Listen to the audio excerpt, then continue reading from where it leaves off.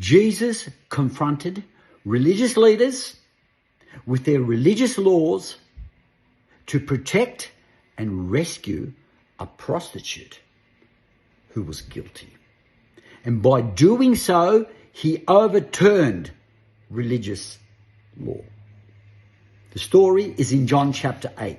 Listen to this.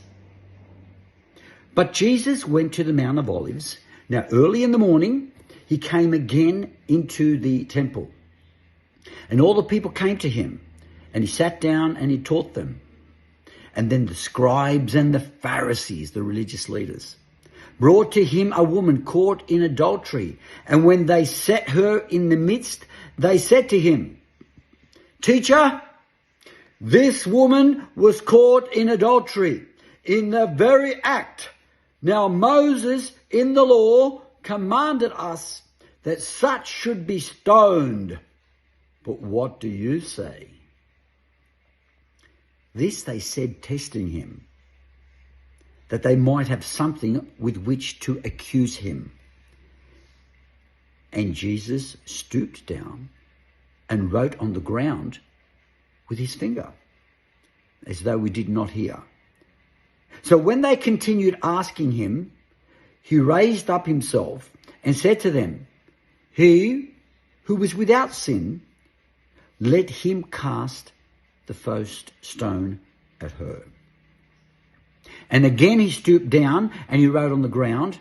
Then those who heard it, being convicted by their conscience, went out one by one, beginning with the oldest, even to the youngest. And Jesus was left alone, and the woman standing in the midst. When Jesus had raised himself up and saw no one but the woman, he said to her, "Woman, where are your accusers? Has no one condemned you?" She said, "No one, Lord." And Jesus said to her, "Neither do I condemn you. Go, sin no more." Jesus confronted religious leaders with their religious laws that came from the law of Moses. The law of Moses commanded that prostitutes be stoned to death. No ifs, buts, or exclusion clauses. Prostitutes, according to the law of Moses, should be killed. And the Pharisees wanted to put Jesus to the test. The religious leaders knew that Jesus was merciful and kind. And they said, "Let's put this guy to the test and let's see if he will contradict Moses. Then we'll have him." They knew he was merciful, but they weren't counting on his response. You see, they caught this woman in the very act of adultery. In the very act. Well, how did they know that she was right in the bed with that man? In the very act. They didn't say they saw her leave her home. They didn't say they saw her enter a house. They didn't say we could see from the distance that she entered the bedroom. They saw her in the very act. This was a setup. How else would you know that this woman had left her home, went to the home of another man, and was in their bedroom at that very time, that very second, and catch them in the very act? Peeping Toms? They set it up. Where was the guy who committed adultery? They only dragged her in. They caught her in the very act. They dragged her out of the bed. They set it up. They couldn't know that she was in the very act unless they set it up. How could they see her? They'd have to be in the bedroom. This was a setup. They dragged her in the very act. She was naked. They dragged her through the streets naked. And they brought her right into the temple where Jesus was teaching.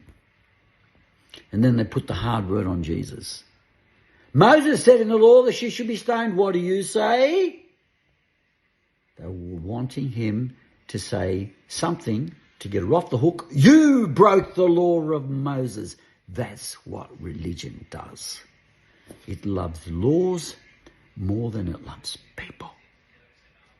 And it points the finger. When they set her up, would Jesus contradict Moses? Well, Jesus said, those among you who has no sin, let him cast the first stone. You see, the law of Moses also said that if you were guilty of that same sin yourself, you were disqualified to point the finger. And then he bent down on the ground and he says he wrote on the ground. He wrote on the ground. Guys, he was at the temple precincts outside. It wasn't dirt. It was stone. So now we read of the finger writing on stone. This is the lawgiver who gave the law to not commit adultery. And as he began to write on the ground, they asked again, come on, what do you say, Jesus? Speak up. He who has no sin, as Moses said, if you're not guilty of the same sin, you can go. And you go ahead and just cast the stone at her. And then Jesus began to write on the stone. But this time, they walked away, one by one. You see, they disqualified themselves from stoning her because they were guilty of the same sin themselves. How did they know that she was in the very act of adultery? The very act of intimacy? They set it up. They were all her customers. They were all her customers. And one by one, he said, Reuben, you saw her such and such a day. Joshua, you saw her such and such a day. Levi, you saw her, and they all took off from the oldest to the youngest. They were talking to the person who was writing with the finger of God on stone. And they all took off. Jesus was left alone. And he said, woman, where are your accusers? They're gone. Jesus said, he who has no sin, let him cast the first stone. He was the only one who was without sin, and he should have, under religious law, stoned this woman to death. But he did not follow the law of Moses. He overturned the law of Moses. Because people are more important than religious rules. And she said, no one is here to condemn me. And he said, neither do I condemn you. Go, you're free. Leave your life of sin.